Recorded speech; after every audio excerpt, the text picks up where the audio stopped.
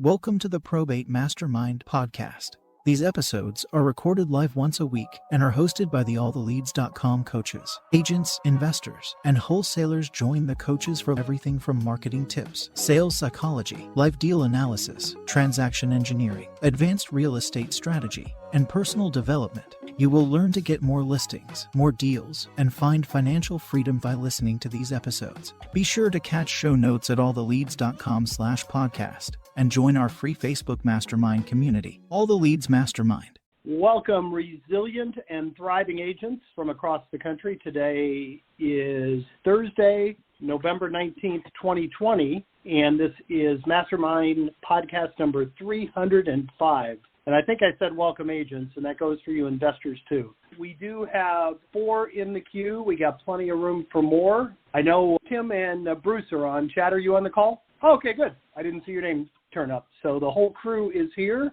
and let's go to the first person in the queue. I never heard of this guy before, Jim Forsythe. You're up first. Never heard of him, huh? Never heard of you. What can we do for you, sir? Oh, thanks, Jim. I've been talking some with Chad and Bruce, and just wanted to give you a success story that's been going on for the last couple of weeks. Great. We've been meeting with probate attorneys. The last 3 weeks, we've met with 3 different attorneys, and I met not Bruce Hill, but Bruce Milner, who works with me. He and I met with another attorney yesterday, and another meeting with 2 additional attorneys that with the firm he's now with, which I didn't know about. And their response has been great. One of the attorneys, we've gotten 2 contracts on his personal properties. I got a third one that we're probably going to list. And then we got 2 other probate listings that will probably be coming up. And each of these attorneys are very interested in making videos with us, which we can post on our individual websites and then use in our email drip campaigns to our probate leads that we send out on a regular basis. So a lot can change in 2 weeks, huh, Jim? Absolutely. Just got to hang in there, right, bro? Yeah, that's really good. So you actually ended up listing non-probate properties for the attorneys. As it turns out, we're not even probably going to list them other than just sticking them in the MLS to satisfy getting credit and then going straight to pending on 2 of them. We've got 2 offers working, and then we've got a third one that we will list probably in another week or so. That's his personal property. And then we're working on two additional listings for him on probate. Everybody listening, like you hear us talk about how easy this can be, like getting your attorneys in your referral network. But that is a testament to how different this is and how much they trust somebody who's willing to serve their small business at that level. They trust them with their personal business. So, and if you, like, that's a real good indication they're going to trust you as a referral agent if they trust you to be their fiduciary. Absolutely. That's incredible, Jim. Yeah. Thank you for sharing. Jim, I was just going to ask, and you're doing all this. Did you recover from COVID already, or did you not have it? No, my mother had it, and I picked it up. Okay, good. I did test, but I was always asymptomatic. But my mother is 92, and she had it and is doing great. Thanks for asking. Yeah. I want those genes. Yeah, I do too, and I've got them. Thank you. But appreciate everybody, and just wanted to tell everybody to get up there and talk to those attorneys. Yeah, great job. Great. Thanks. Okay. You too, sir. Appreciate you sharing. We got 3 more in the queue. Next up is phone number ending in 0309. You're up next. Hey guys, Christian here. Hey Christian. How you doing, sir? So just wanted to share 2 success stories. So I did get both listings. One of them were under contract. The other one we're just waiting to see when we're going to list it. And this is the question I have for you guys. How do you guys handle a situation where the client wants to list it, but she also wants to consider the investors where it will be like an off-market deal, say? So Jim just gave you an indication of what he's going to do. He's in that exact scenario. And because of the recent changes that NAR made, you can list it on MLS for compliance and then quickly run it through your buyer's list and just leave them as an unrepresented party, so there's no dual agency liability there. Right. But depending on what your broker's opinion is of the recent changes and what your MLS rules are, it used to be as simple as having the seller sign an MLS opt-out to have a discrete sale. And that was honestly a lot of the time they wanted that because they were under a bunch of stress. They didn't want people coming through. They went there. If we can sell it quickly and quietly, we would prefer that. And NAR took that away from people who are being divorced or selling probate properties. I don't think they took that it doesn't seem like they took that into consideration when it's the seller's wishes. But sit down with your broker and discuss that and see what they think is best. You probably have, do you know what your MLS rule is, how long you have to upload? So we have to upload it within 48 hours once it's signed, but there is an option on there where if they want to specify a specific day, that they understand that's the day they'll be listed. I know that our MLS in Chicago, we have what's called private listings, and we can definitely do that too, where it will just be in a private listing. I don't know what the new regulation is, but I've seen it, and I've seen properties in there. I don't use it a lot, but right now with this show inventory in different markets, it's been one of the things that I've been looking into just to see what's out there. Yeah, it sounds like the private listing is probably just an IDX opt-out. So It's actually in MLS, but it's not going to show up on every website in the world. So that sounds like you've got the best situation possible. I would upload it as a private listing, send it out to your buyer's list, and when I always did that, I don't believe in dual representation. So I would always I would take both sides of the commission, but I only represented the seller. And when I sent the offer to the buyer, it was just with an unrepresented party. Gotcha. That makes sense. So, Christian, I'm going to throw in, I've studied the NAR rules a lot. Private listing, I'll take a little bit of a different angle from Chad, I'm guessing, though, so I'm not sure which one of us is right. Private listing in most areas basically says that it's an office exclusive. You cannot advertise that. You can send it to anyone who's already a lead or already someone that you already know, but you can't have a sign in the yard. You can't push it out on any website, Facebook, anything like that. It has to be to people that you already are connected with. And in that case, as long as you have your list of not inspectors, gosh, what am I looking for? Somebody help me out. If you have your list of investors, your buyers, then why do you guys ask me to come on this call? I don't know. You can take this property to all of them without advertising it and just have private conversation, present multiple offers to the seller. If she doesn't like them, then go ahead and put it on the MLS. Just let her know, hey, let's sign a listing agreement. I'm going to hold it out of the MLS. I'm not going to advertise it, but I'm going to take it to my list. And if we don't like their offers, we'll go ahead and activate the listing at that point. And that should satisfy her on both fronts. Gotcha. Okay, that makes sense. And then how would you handle partnership when there is a mortgage on the property, but she wants to get creative and have an investor come in here and renovate the property and kind of split the profits? What would be the best case scenario? I mean, I understand that every jurisdiction has different laws. I'm just trying to get creative to see what would be the best possible outcome. How many heirs are there? Just one. Perfect. So you should let your local attorney decide what the vehicle is, but the broad points of the deal, you need to establish a basis value for the asset. So the as-is, where-is value right now, and that becomes their equity position. That's the basis value that will be used in the final accounting. You are in the home of the land trust, like they were created in Illinois and Chicago, so I'm assuming a land trust is probably the best vehicle, but you can also use a series LLC. You can use a venture agreement, limited partnership. Your attorney can decide what's best for all parties, but whatever that agreement is, make sure it protects your right to sell the asset, that you don't do a $100,000 rehab and then Uncle Larry moves in. And then make sure that it clearly defines that it's a 50-50 split of the net profit that's added above. And the net would be the basis, would be their part, the construction as a credit credited back to you, and then what's commission goes to you, and what's left over, that bottom line, is what's split 50-50 between your entity and the estate. And we've been able to do these really successfully on rural properties. We partner with people who inherit farmland that don't intend to farm it, turn them into subdivisions and put millions of dollars in the family's bank account. You can do it with homes like in San Francisco is a common place where this is really useful. You just go in, tear the house down, and sell it for the shovel-ready project 3 times what it was worth as is, where is. So you can add immense amounts of value for the family and for your business. I would just say that preferably the two of you should meet with an attorney in person and get all your questions answered and let them tell you how to structure it. That makes sense. And even if there's a mortgage on the property, it's still doable? So I like a trust for that reason. Is it a reverse mortgage or is it more of a conventional? Regular mortgage. Yeah, so that mortgage is going to have a clause that will be a due on sale clause, what I'm looking for. And if you roll an asset into a land trust, it looks like an estate planning move, and as long as the payments are being made, it's highly unlikely they would ever call that note. It would be foolish for them to, because if the payments are being made and the note is in the name of a decedent, their only recourse is to take the house back, and they're just going to spend a whole bunch of money. You'll have it sold before they can foreclose on you anyways. So it's extremely unlikely that would happen, but the land trust will mitigate that risk. So if they do pull title for some reason, they will actually see it's been transferred to a trust, and they'll likely see that there's a decedent too.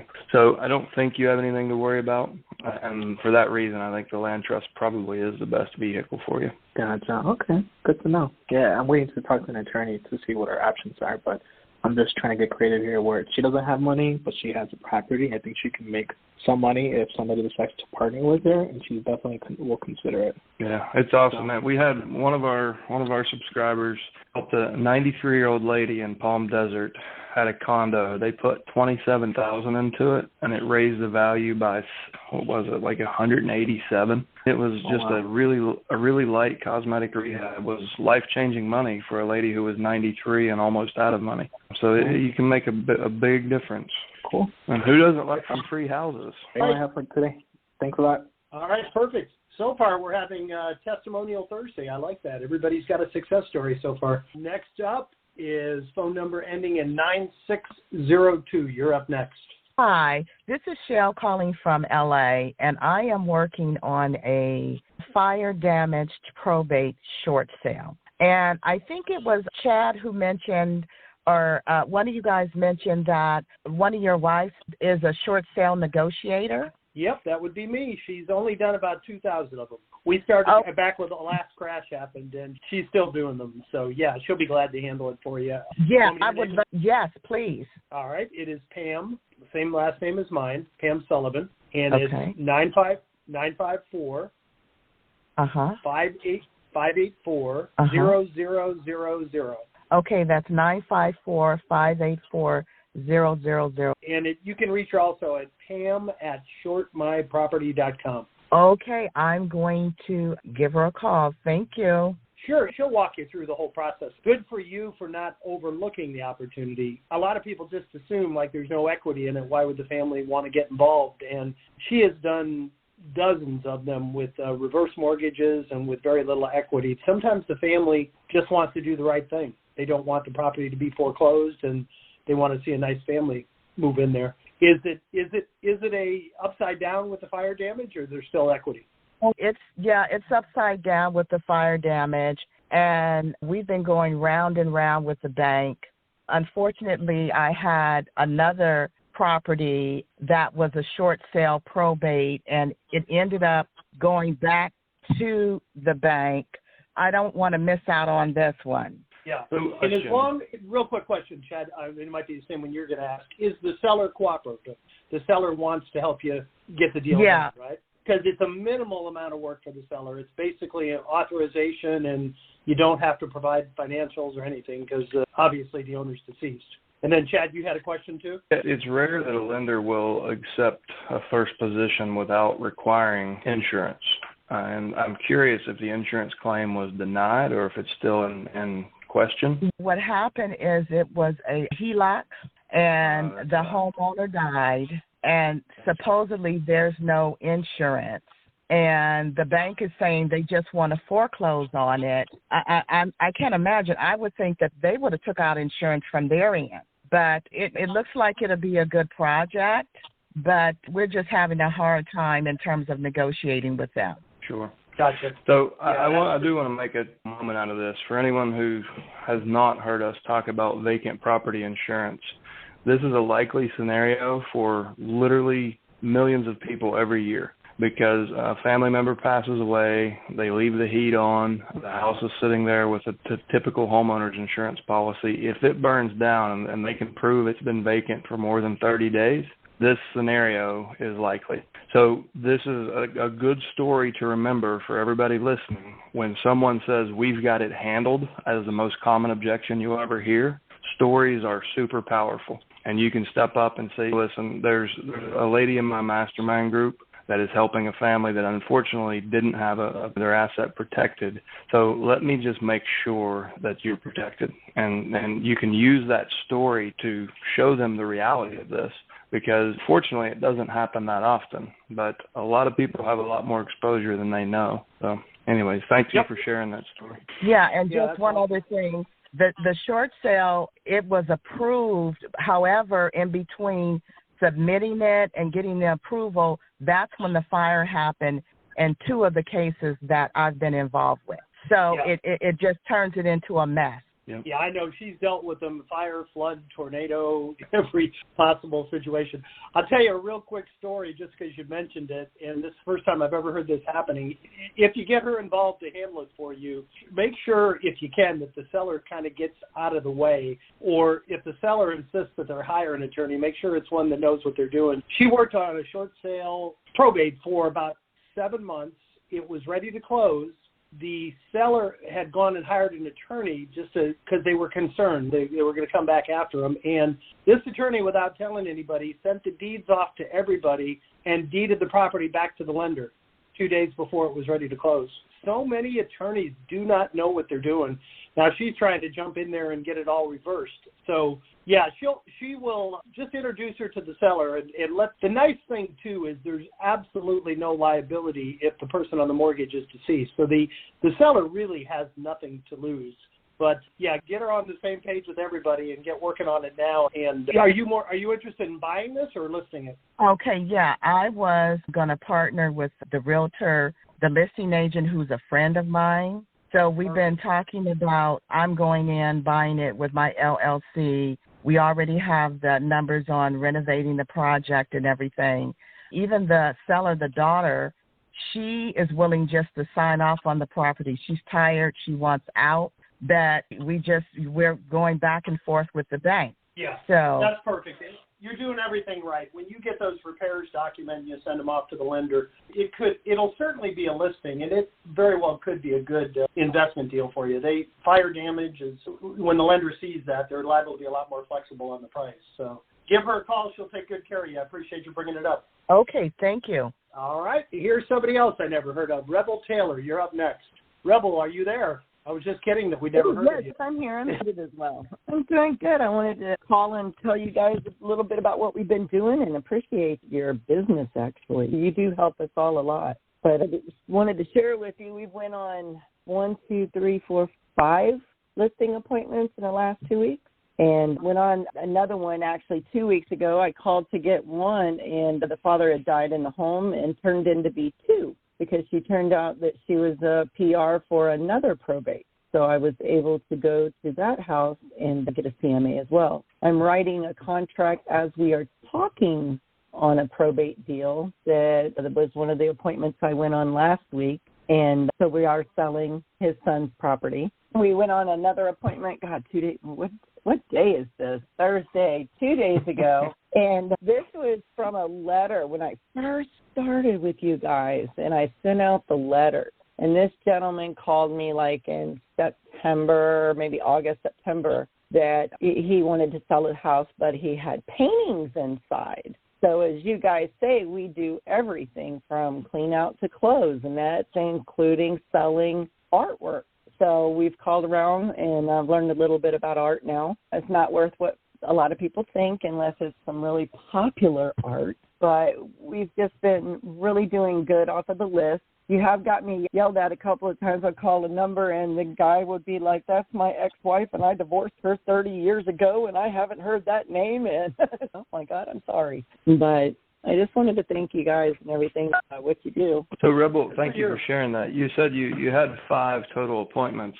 Will you get 6 listings off of that? Oh, hell yeah, I'm going to, because all I'm doing is the 2 that I did for the lady on the lake, she's trying to be stubborn, you know what I mean, because she's one of those people that have went in, remodeled houses, and sold them herself. So she's really on that, but she's got so much on her plate that I stay in touch with her and ask if she even needs any help. They're having a problem with that home because her father had died in it, and apparently nobody noticed him for a week. And he's one of those people that didn't have the air on in Florida. Yeah, that's it. Yeah, in the middle of summertime. So they have went through 3 companies trying to get the smell out. And they're having a real bad problem with it. They've pulled up the tiles, they pulled off the walls, the drywall and everything. They're not sure how they're going to get rid of the smell. Hey, Rebel, I can tell you from personal experience, we had someone who was a few weeks late on their rent, and they had been on the couch, passed away for weeks. And I will tell you that we had State Farm. They paid for not only fumigation, but new air conditioning ducts, everything. They're really look into their insurance. You'd be surprised. There's a health issue there when somebody passes away and remains in the property for a while. You'd be surprised what the insurance may pay for. I don't know if they tried to put in. Well, they're under the 3rd company they're paying for. This is the insurance. Good. Yeah, she is dealing with the insurance, and this is the 3rd one they're paying for. When I walked into the house, it threw me back to another house that we had listed, and there was this smell that we just never knew what it was. We we did the paint, the carpet, replaced the appliances and everything, and this smell just was there, and I never knew what it was until I walked into this other house, and then it just, you know how you get deja vu with the smell? That was it. Yep. But, yeah, no, mention out of 6 list, yes, sir. She's the only 2 that I feel like I might not get, but the other ones have already confirmed. The one with the artwork, we went and met them. We are actually going to help them a little bit when they come back because they're going to have to do a sale. And we told them we would be right there for them, and so we are. And then we're going to list it right after that. I'm glad you brought the artwork back up. I forgot to mention something. So if you haven't already dealt with the artwork, and for anyone else who finds themselves in this situation, there's a national estate sale company that's like an e-commerce estate sale company, and it's called Everything But the House. It's ebth.com. And they will actually make you an offer virtually and purchase that into their inventory, and then they'll sell it online at market price. So if you ever need to if you want more exposure to the national marketplace, you can, to get a quick offer, just reach out to Everything But the House.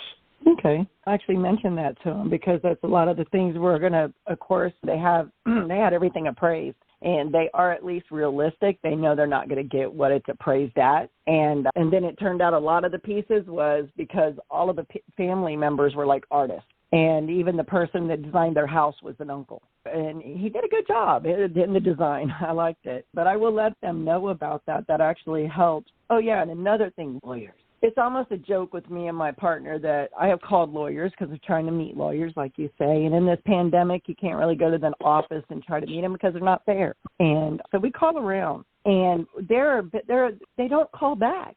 And the lawyer I met today because of this contract I'm writing up right now, my client's lawyer, we had a great conversation, and I think I might have found the lawyer that I would be referring people to, as well as him. And I noticed his name on a lot of the probates that I go through when I'm calling each one, and you look at the lawyer, you look at everything about it, and so he deals in a lot of probate, so I feel it will be beneficial. He wants to meet, so we're going to set up an appointment. But I just wanted to say it's amazing. I live over here around Tampa, Florida, and calling these lawyers and they don't call back. Are lawyers just that busy or what am I doing wrong there? Or am I doing something wrong? I don't know if I'm saying something wrong.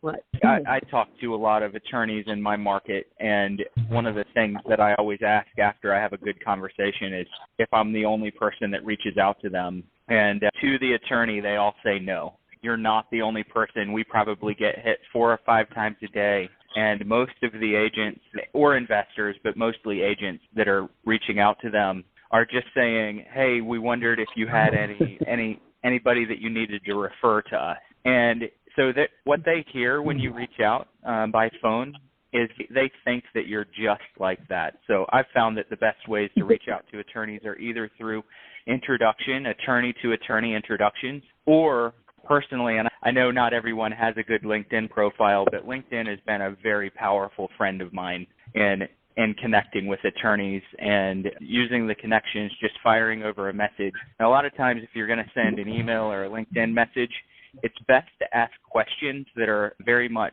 the attorney sees some business coming out of it. So it would be a question like, hey, do you charge? I just want to up real quick. I leave the message. You never get the lawyer. You get the go-between.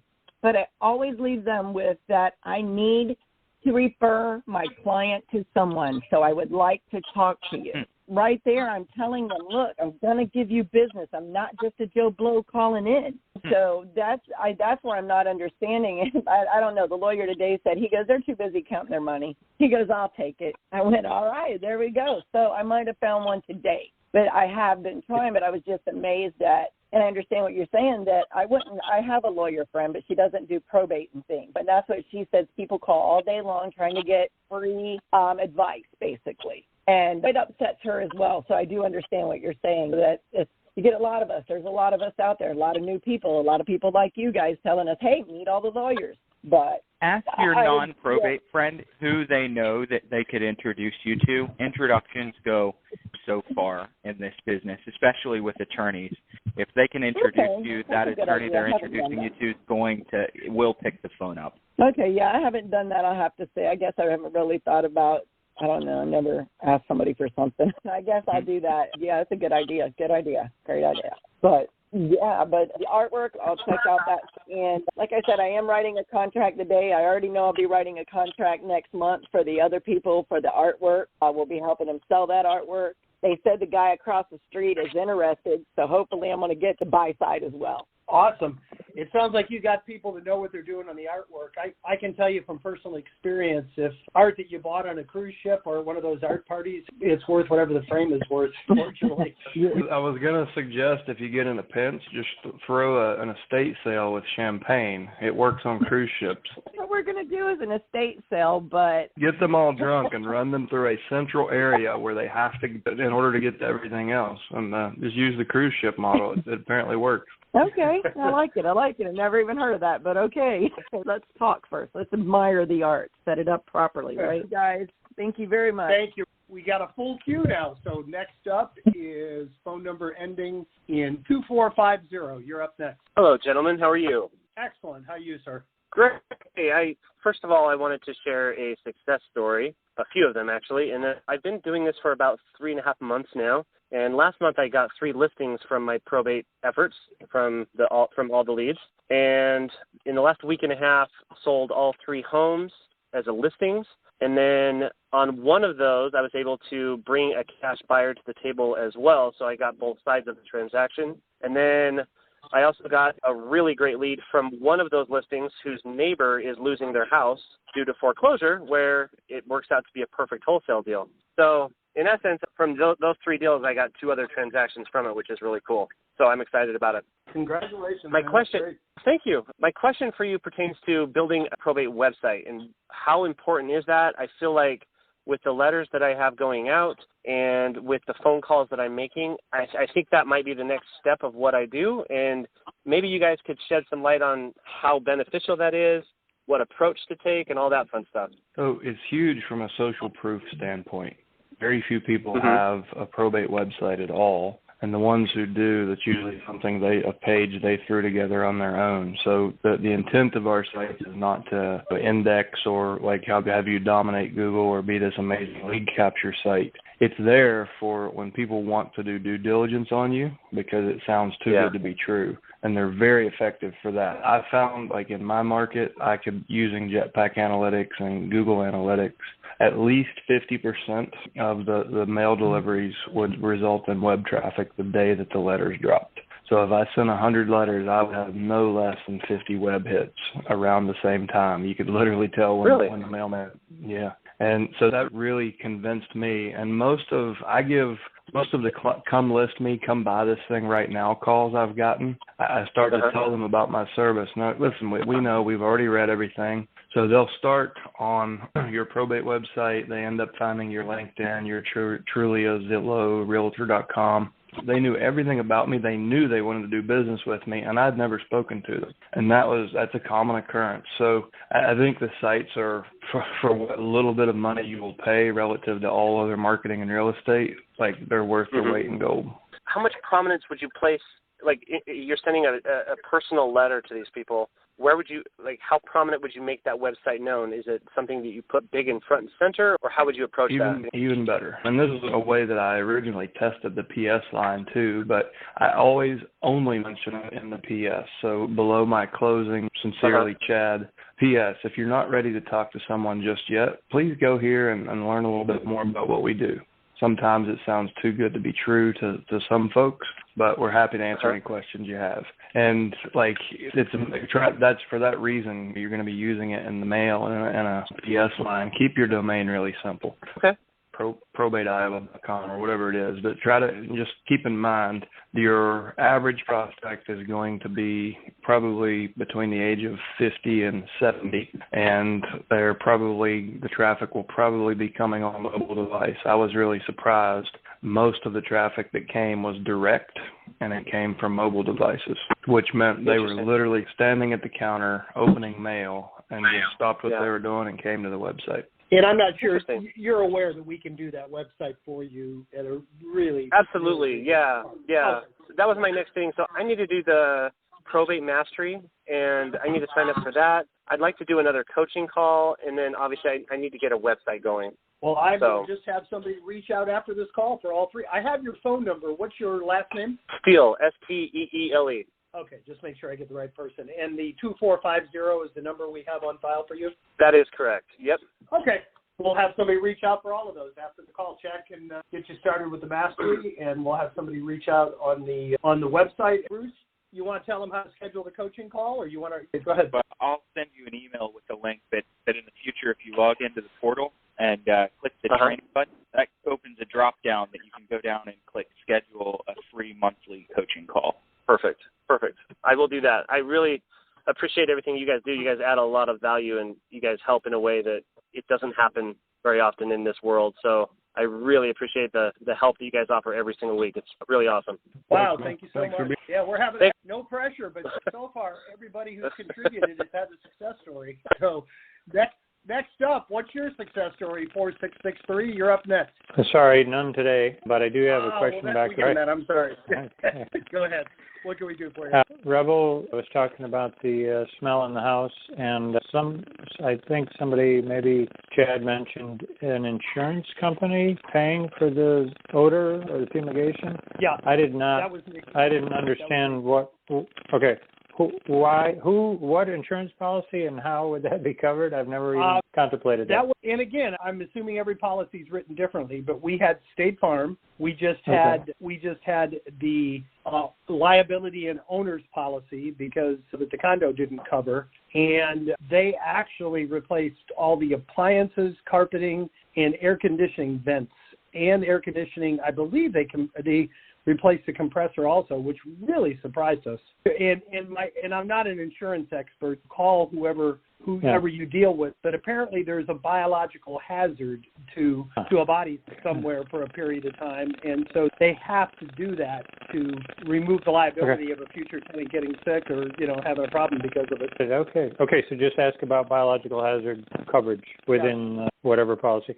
And to Chad's point, So to Chad's point, you all recommend the vacant policy. So this wouldn't be the vacant policy. It would be the policy that was enforced when whoever was in it died. Okay.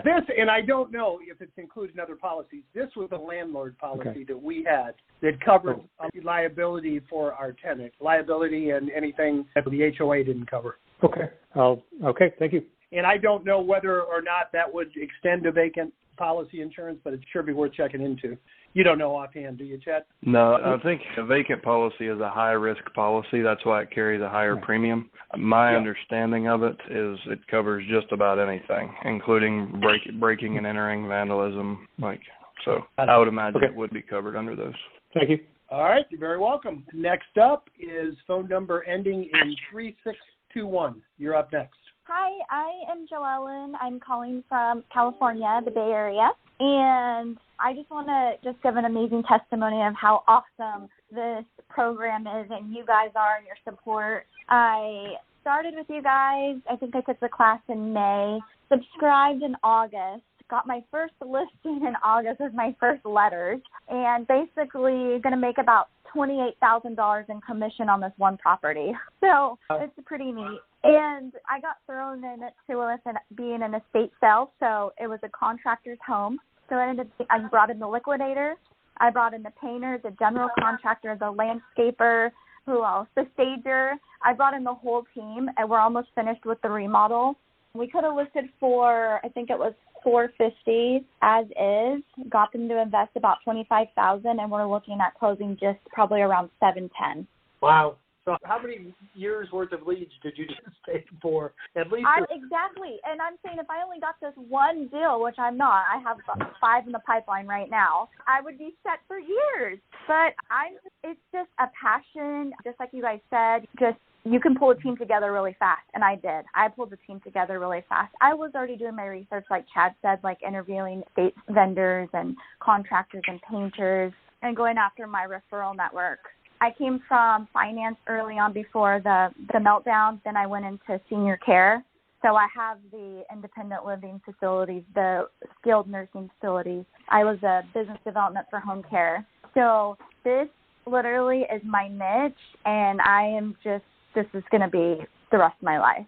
Oh, I love it. I love this story. So tell me, how good does it feel to know that you put $200,000 in equity into that family's inheritance? Oh, my gosh. It feels so good, and it feels even better because it was their son who was the contractor. He was 57 years old. He was in a motorcycle accident up in Chico, California, and they didn't find him for 3 days. He was missing. And the gentleman who called me the PR, he's 86 years old, the father who's a senior, whose seniors are my passion. So to go there knowing that I was put in front of them by God to help this family and to put a little bit of money in their pocket and pay off whatever needs to be paid off feels so good. And the mom recently went through chemo, and so it was just with her, guiding her and being her emotional support. People tried to come in and take my listing, but they said no. They wanted to buy the truck. A realtor wanted to sell the house, give her commission for the truck, and just all kinds of stuff. But they stayed connected to me because they said I did what I said all this whole time, and I had a plan for them. And, yeah, and it feels so good. Gosh, first off to you, like your mindset and your standard of service is going to take you so far. You'll probably retire from just doing this one thing, and I'm so proud of you. For everyone else listening, pay attention to what she said. If you're new here and you're not a subscriber, if you are trying this your own way and it's not working, if you trust this methodology, you'll get this kind of result. And she had competition come in without signed paperwork, and they could have easily taken it from her. They thought they could easily take it from her. But when you're doing it at this level, you have no competition. Like you create your own damn market space when you provide this level of value. I did exactly what they asked. I brought in the team like my letter said. I gave them options. Some they chose, some they didn't. But they just said that I've done so much for them. Last weekend I brought the whole team pizza. I brought champagne for the mom who just finished the radiation, and just being empathetic and listening, crying with them, walking around the home, picking up things that Mike, the owner, he was really tools all over, tools everywhere, and 2 ice chests that I actually got from them because I wanted them. And now I'm like, oh, thanks, Mike. I'm going to take good care of your family. And I just walk around the property and we just talk about what he did and just listen to them and share with them that you care about their family member that they just lost. So I'm in the right place. I love it. This is my purpose to go through this. And I'm so glad that a friend of mine shared you guys with me because I'm just forever grateful for you guys. Good for you. Yeah, I love your state. For everybody that's listening, that if you're going to emulate anything first, there are techniques and skills that you can develop, but state of passion and empathy is probably the most important thing that you can have first, because it's hard to fake. It's hard to fake it if you don't care. Yeah. And it's hard. I have 5 more in my pipeline because we're waiting for court dates, but I've already been to the property and met with the family and just stay in touch with them. It's the sad stories of brother that passed away. Now the kids are in the house and the ex-wife's trying to kick them out. And this is some real raw stuff going through these. This isn't just your traditional real estate. I already know you get in the thick of this stuff and you're going to hear things that you probably don't want to hear, but you cannot judge. You just have to be there, compassionate, and give them the best advice that you can. Something else I was going to say to you, I'm really glad because you have an amazing story on this one, but it's rare that you'll actually get that involved and bring that many vendors to the table. it's a really good deal to have early on, because you're going to have many more. The majority of these will be more straightforward, but it's awesome that you got that resolve from being able to take the difficult ones early. Yeah, that was so cool. I was like, I said I could do it, and I'm really doing it. I can't believe my first one, I got hit with everything, just like Chad said. Build your team, do it, go in as the expert. And now I know so much about probate, PRs, the time frames, all the disclosures, and who's exempt. I'm mastering this. Thank you. Wow, thank you. We can't tell you how much we appreciate it. Great. And one more thing. I was able to quit my daytime job and go full force with this as well. Jim, we're going to have to form a committee to choose the winner of the week. Oh, yes. You guys are making it tough on us. Every story is better. And we got 3 more people left, so no pressure. And remember, call and don't judge your leads. Just don't even look into it. You just pick up the phone. As you have value, they either like you or they don't. They need what you want or not right now, but just call. Preach. Thank you, Joel. That's great. We really appreciate Absolutely. you. I can't tell you how much we do. All right. Well, we got Thank 3 you. more in the queue. No pressure for you 3 remaining people. Next up is 6388. You're up next. Hi, this is Ron Cram from Scottsdale, Arizona. Yes, sir. So I am a new subscriber. Don't have a success story yet, but I'm eager to be able to share in that. I'm looking forward to it. I had a question. One of you, I forget if it was Chad or who, was talking about reaching out to probate attorneys using LinkedIn, and I wanted to hear more about that. How do you approach them, and you do it through a LinkedIn message, or how do you do it? It would be a LinkedIn message, and the first thing to understand is we don't know exactly where attorneys live in their communication. Some people are more quick to pick the phone up. Some look at email. Some looked at LinkedIn. So LinkedIn is a way to get in front of some of the ones that love to be on LinkedIn and consume content there. Generally speaking, if I'm going to send a LinkedIn message out, it's going to come from a place of curiosity first. And I'm never going to just drop all my secrets and tell exactly how I do things in the first message. It's going to be generic and say, hi, Mr. or Mrs. Attorney, I see that you're in the estate and probate space. I have a service that might be a benefit to you and your clients. I don't know if it's for you, but I'd like to talk for 5 minutes and see if there's a mutual benefit to our businesses and, more importantly, to our clients. Okay, that will normally get a curiosity response, and typically you get a response like, what do you do for PRs? I've gotten that response a couple of times. What exactly do you do for PRs? And at that point, I've personally found that, especially with attorneys, it's best to cut straight to the point and go ahead and tell them what you get out of it. So if you're a real estate agent, you say, ultimately, I'd obviously like to be able to list the properties, but I know everyone says that, so I'd like to earn your and their business by offering to do anything from cleanouts to gutter clean to handling an estate sale. And then turn a question back on them. So my question back to the attorney is generally, when you take on a client, or if I refer you a client, do you charge up front or do you charge at the end of the transaction? That will at least get a response back, because you're turning the conversation back to them, and then just close for a call. Okay. That was helpful. Yes. There really isn't more. You can copy and paste that message and swap the names out a dozen times, and I bet you're going to get a response or two. It's not 100%, but it's fairly low effort, because what you're doing is just trying to create curiosity and get them to engage back with you, and then you can go ahead and close for a conversation. Okay. All right. Now, do probate attorneys typically offer advice to the PRs regarding the need for vacant property, to have vacant property insurance and that kind of thing? No, that's why we find it as such a good objection, or it's an abrupt stop them in their tracks way to get them to engage with you. So far, I have not met anyone. I've never even heard of a story of anyone who's asked that question and said, oh, no, our attorney took care of that. It's something that I think I owned 12 or 13 houses before I learned it from an insurance agent broker. So a lot of people aren't familiar with it. They think that the standard homeowner policy is all they need, and unless something happens, they won't ever find out. So it's unlikely that you'll have attorneys in your market that understand real estate at that level and asset protection. So that kind of gives you an X factor. It gives you something, just a tool to really stop them in their tracks and get them engaged with you. So you can, with confidence, I would say with 99% confidence, you can assume that the attorney has not asked them about it or handled it for them. Okay.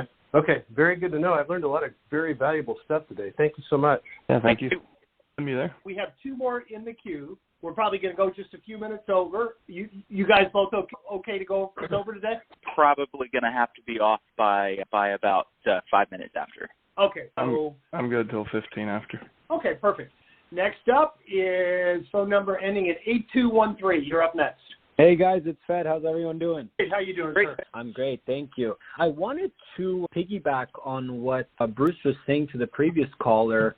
Aside from the LinkedIn, then what you guys have also been talking about, which can help a lot with an attorney, is that once you sit down with them, so this would maybe be step 2, is to ask them for that checklist that you guys often talk about, where you tell the attorney, hey, can we sit down and formulate a checklist so that I can send it to my clients or just people who are going through probate so that they know what they're doing, since the attorneys, from my understanding, cannot solicit new business. That's also an extra way as a part 2 or as a side step to the contacting the attorney. Obviously, correct me if I'm wrong. In addition to that, also for that person and for the San Francisco caller, the one who had that great story, is that when we build a team, the vendors can also create relationships for us. Actually, speaking of the vacant home insurance policy, when I was building my team and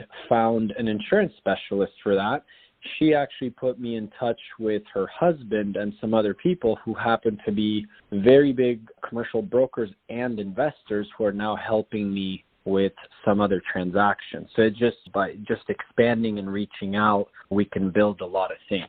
So that's just what I wanted to piggyback. My question is regarding the website.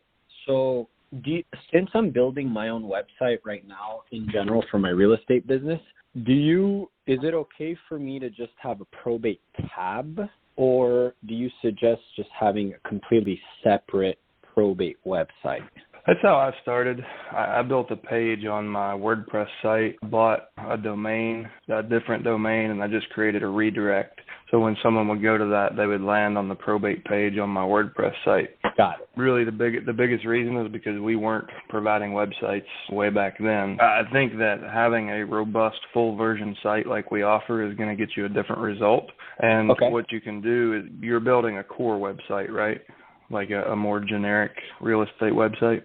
Yeah, just something so that, as you were saying, if people look you up, at least there's some form of credibility, even though I think aside from probate, I don't think people look you up as much as for probate. In my keyword opinion, I'm not sure. I mean, a lot of folks, we can tie the 2 sites there, so we can interface, match the colors. Like most people don't even realize they're landing on a different website. So if you want to make that your general real estate website, and it could still have a probate page, but then in the menu, you could, in the main site menu, put going through probate, and then when they click that, it redirects to your probate specific website. And then like in the header, in the menu of that one, you could have something like find out what your house is worth, and that lands on the seller page of your general website. And that's a possible combination. For sure. Okay, sounds good. So in that case, I'll contact you guys for the probate one for sure. All right. Thank you so much. I really appreciate it. Thank you. Next up is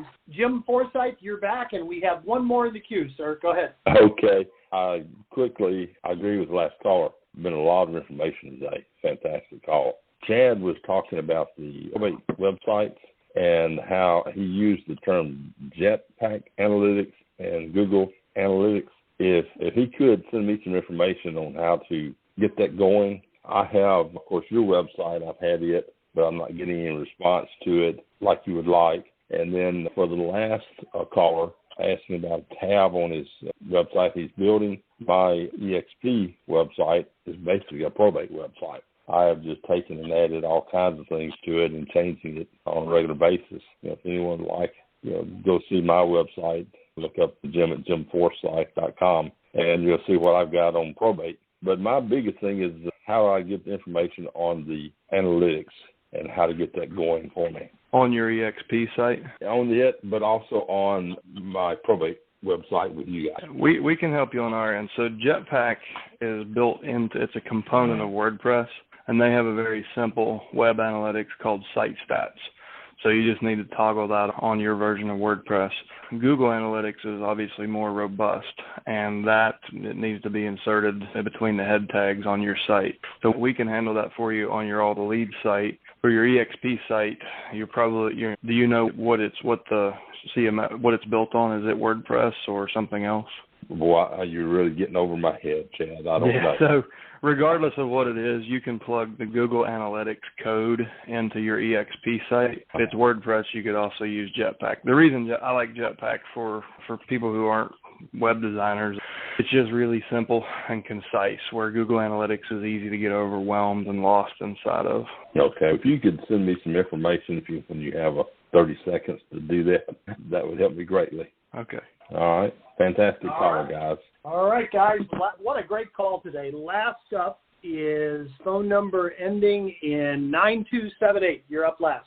Hi, my name is Lynette, and I'm brand spanking new, and I just want to articulate an appreciation for the level of sharing for everyone on the call.